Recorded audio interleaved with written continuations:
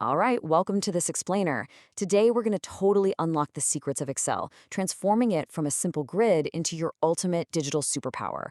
If you're a Class 7 student gearing up to absolutely crush your practical exams, or honestly, anyone who just wants to turn data into magic, you are in the exact right place.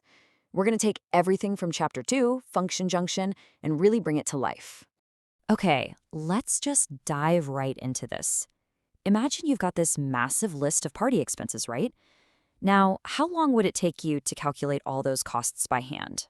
Yeah, probably forever. And honestly, that's exactly why we need Excel.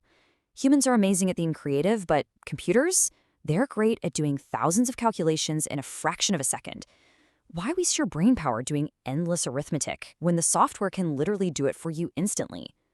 To get you totally prepped for those practicals, we're actually going to treat this explainer like a video game. We'll be leveling up through 6 stages. 1. The power of formulas. 2. Mastering cell references. 3. Unlocking built-in functions. 4. Logical and statistical tools. 5. Fixing common formula errors. And finally, 6. The practical lab session. All right, let's hit start. Section 1. The power of formulas. So let's start right at level 1, learning those basic moves that make Excel so incredibly useful for just everyday math. Take a look at how Garv set up his birthday party expenses. He's got his invitations, decorations, the cake, the whole shebang. He's perfectly set up the board here to calculate total costs in a flash. He's got his quantities in one column and his unit prices in another. Instead of punching these numbers into a calculator one by one, he's just letting Excel do all the heavy lifting. Now here's a super crucial point, understanding the difference between a formula and a function. Basically, a formula is a math problem you write yourself from scratch. But a function, that's like a built-in cheat code Excel gives you to save time. So if I want to add 2 specific cells together and, say, divide them by a third, I'll write my own formula.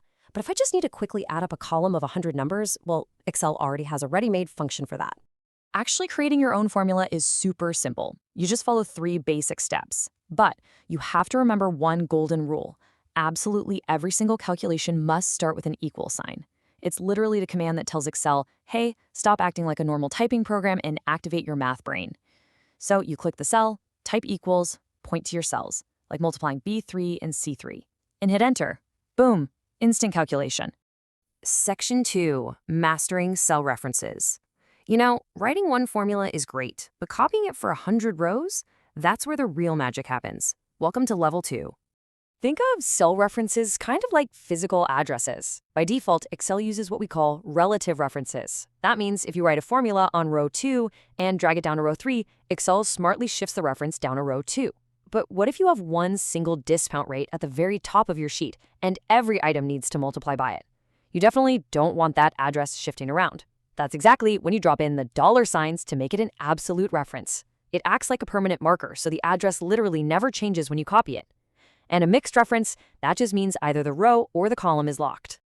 This brilliantly illustrates the difference. On one hand, you have a relative reference shifting down the rows automatically, perfect for something like a running total.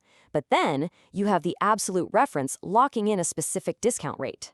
By putting those dollar signs in front of the column and row, like $B, $13, it guarantees that every single item gets multiplied by that exact same cell, no matter how far down you drag the formula. It's a real game changer. Section 3, Unlocking Built-in Functions. All right, you've mastered the basics, so it's time for level 3. You don't have to invent everything from scratch, because we're about to unlock Excel's massive library of built-in functions. Before you start using these powerful shortcuts, though, you absolutely have to memorize the golden rules of syntax. Just like human languages have grammar, Excel has syntax.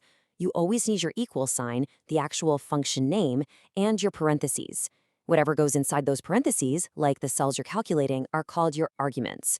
And hey, don't worry about yelling at your computer in all caps. Excel isn't case sensitive, so some and some mean the exact same thing.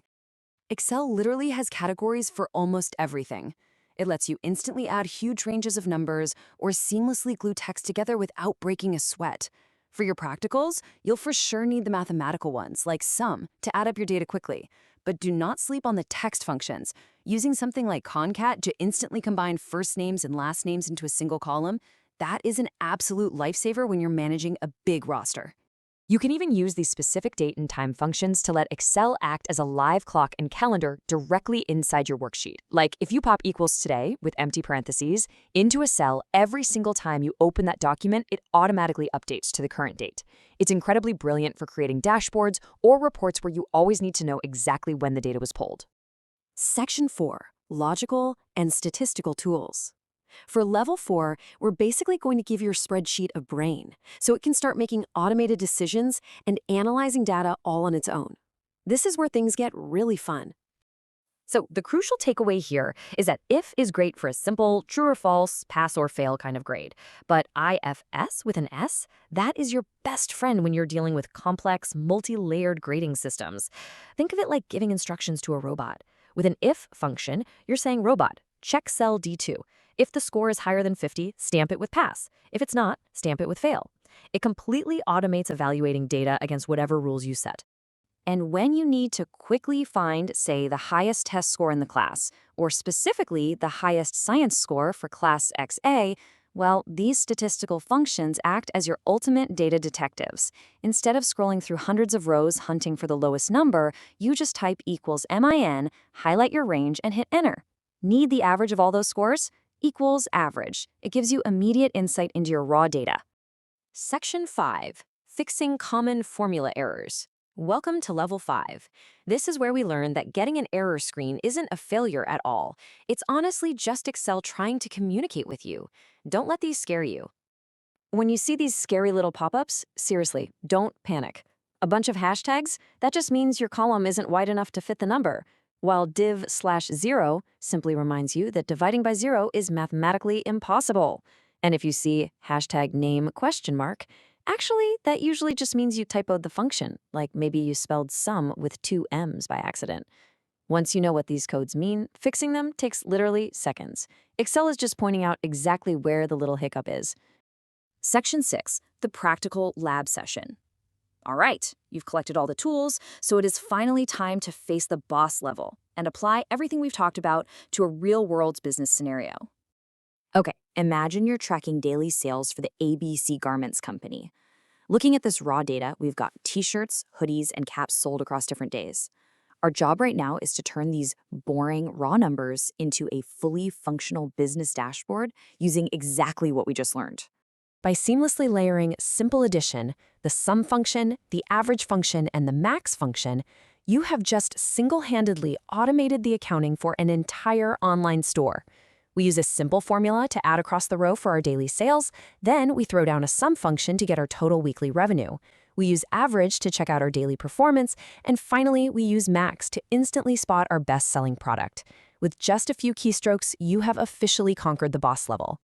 So, now that you have all these Excel superpowers, what real-world data would you track and analyze in your own master sheet? Whether you want to track your allowance, your favorite sports team stats, or maybe even your video game scores, the real question is, what will you build with Excel first? You're no longer just a spectator to data. You actually have the tools to analyze it, manipulate it, and understand it like an absolute pro. Take these skills, rock those Class 7 practical exams, and start building your own digital superpowers. Thanks so much for joining me on this explainer, and I will catch you on the next one.